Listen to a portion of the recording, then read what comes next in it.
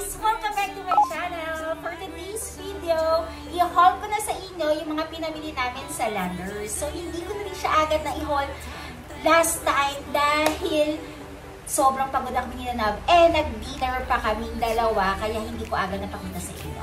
And nga pala mga kalakatseras, meron pala akong good news sa inyo sa mga hindi pa member ng Landers at wala pang membership card ng Landers at hindi pa nakakapag-renew ng Landers card.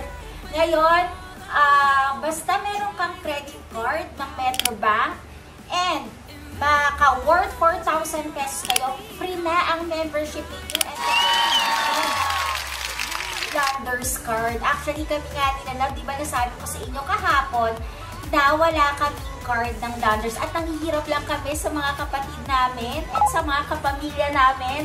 So, ngayon, nakapagpa-member na rin kami kahapon dahil ginamit namin yung Metrobank credit card namin and naka-worth more than 4,000 kami. Talaga yun talaga yung namin dahil sayang din, diba? Mga kalakatseras, 700 pesos din ang membership sa Landers, diba? So ngayon, libre lang namin nakuha ang membership ng Landers. So yung mga kalakatseras, parang ang ano niya, valid ata hanggang September siya. Pwede kang mag-claim ng free membership basta meron kang Metrobank. Ayun, magkakaroon kayo ng free Landers membership card for a minimum single receipt ng 4,000 pesos. So, kinakailangan nyo mag-spend ng 4,000 pesos para magkaroon kayo ng free membership sa Landers. And itong promo period nila ay hanggang from August 15 to September 15. So, medyo mahaba pa. So, 1 month nilang ginawa yun. Pero, valid yun for one-time redemption lang per customer only lang. So, yung mga kalakatseras, meron lang kayong kinakailangan na i-scan doon na parang QR code ba yun na? Then, lalagyan mo lang siya ng mga details niyo kung sino yung gusto mong ilagay doon sa mismong membership card, kung kanino mo ipapangalan. So, lagay mo lang yung name mo, birth date mo, address. So, yun lang ilalagay ng mga kalakatseras. Then, after nun, pipicture lang kayo. Then, ready na yung mismong yung membership card, yung ID card nyo or membership card na tinatawag ng Landers. So, yung mga kalakatseras, hindi nyo kailangan gawin yun bago kayo mamili.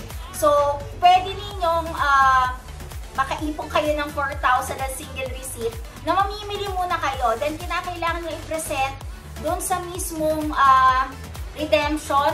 Tama ba? Diba? Doon sa mismong redemption ng mga membership card, yung resibo ninyo na naka-spend kayo ng 4,000 pesos. So, yun. And then, ayun, ang bilis lang ng process. Sobrang bilis lang. Basta meron lang kayong Metrobank credit card. O, diba mga kalakatseras, talagang napakasulit talaga. So, yung mga hindi pa member ng Landers at meron kayong Metrobank na credit card, i-grab nyo na yun dahil grabe, ang laki rin ng 700 pesos. Marami na kayong mabibili sa 700 pesos na rin sa mismong, diba, Landers. Kaya yun ang ginawa namin, ginanab na parang sayang naman kung hindi kami abot ng 4,000, diba? Magbabayad pa kami ng 700 na imbis na ginagrocery na rin at pinambibili na rin namin sa kanila, diba? So yan mga katsers, good news yun para sa inyo, diba? So yan, pwede na ako mag-start ngayon dito sa may mga haul ko. Siyempre medyo in-inform ko lang kayo kung ano yung meron sa kanilang promo ngayon. And siyempre, marami po din mga silang mga sale. Katulad sinabi ko sa inyo, meron silang 20%, 30%, and mga 50% at buy one, take one mismo dun sa store nila. And meron din silang binigay sa amin fuel discount na parang less 4 pesos din. May binigay silang separate na mismong receipt na rin para doon. So, yun. Ito na pala yung mga pinamili namin sa Landers. So, bumili kami ng Sonicare na unscented facial tissue. So, yan. So, dalawa siya. So, buy one, take one siya. So, bumili kami na to para yung isa, usa kasi doon sa may sasakyan. Itong isa para sa sakyan. And ito, para dito naman yan sa room namin. Kasi wala man yung tissue.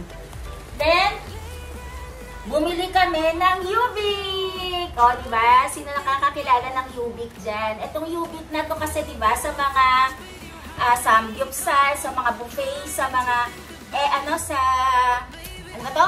Vikings. Di ba, ito free to? Pero nung pumunta kami ng Ubik sa may Vikings, hindi daw available. Pero naka-display mismo to sa mismong, nila, table nila. Pero wala daw, hindi daw available dahil ubos na daw, di ba?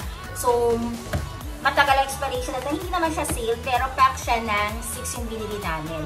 So, dahil si Ja po ay mahilig sa Yakult, so mag-Ubik po tayo. So, medyo malaki-laki po ito, di ba? Then, eto, bumili kami ng Lipa yung coconut water. Ayan. So, di ba galing pa sa ref? Ayan, tumutulo na. So, yung coconut water, so bumili kami nito ng 6 na can. So, 6 na can na ganito. So, syempre, di ba ako nga, nag-iingat tayo, syempre, na sa UTI. So, mas maganda ito mga gato. Coconut water ang iniinom natin. So, yan. Ito. Bumili kami ng 6 pieces na ito. Then, bumili kami ng laksa. Mga kacheras, familiar ba kayo dito sa laksa? Grabe, lasa. Ito talagang laksa talaga na para mga nasa resto. Mas masarap pa. And, ang serving nito mga kalakcheras, pwedeng kumain dito ng mga 3 or kung medyo naman kayo, hanggang 4. Pwedeng kumain sa isang ganito lang. Parang ang price nito, magkano price nito na? 138 pesos to. So, ito, medyo marami binili dito si Nanab. Parang more than 10 ata yung binili ni Nanab na ganitong laksa. Then, syempre, Del Monte na mango. Ayan. So, mango juice drink, bumili kami. And, bumili rin kami ng mga frozen. Siyempre, naubos na yung namin. New Yorker namin. Ito yung cheese. Yung cheese flavor. Meron din kami nito yung parang blue. Plain lang yung blue na ito na So, ito, bumili naman kami ng cheese dahil sinanab, dahil gusto-gusto. And, itong bumili nung nakaraan lang. Grabe, sarap talaga. Pero mas masarap ata ito ng gini-grill. Ito. So, bumili kami ulit na ito. Pero meron kami dyan ng color blue na ganito. Virginia to eh. Virginia to, di ba na? Yep. Virginia to. Siguro yung iba, hindi pa na lalaman naman sa to. Ito masarap to. Pero siya yung mga imported na mga sausage or Hungarian. So, yan, grabe. Must try to mga kalapatseras. And, ano ba yung binili natin na? So, ito mga frozen na to eh. So, pumili kami ng pork liempo with flavor na siya. Liempo barbecue. Yan. So, yan. O, diba? Medyo expensive na nga sila eh, no? Then, bumili rin kami ng bumili rin kami ng chicken tinola. So, naka-tinola cut na siya. Ayan. So, marami. Actually, onti lang yung binili namin ni Nanab. Dahil, ano ba yan? Bakit parang may langaw na nakapasok na isa?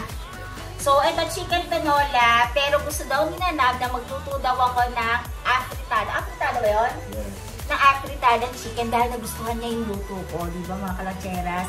Sino makakapagsabi na masarap ako magluto, diba? Then, and syempre, dahil pwede chicken tinola or afritada to, kasi sobrang dami niya. Dalawa lang naman kami ni Nanab. Bumili rin kami ng, ano ba to? Yung marinated na chicken, sweet spicy na chicken. So, ayan. So, ayan. Bumili rin kami niyan. And, ano ba yung binili namin ni Nanab? Wait lang ah. Kunin ko.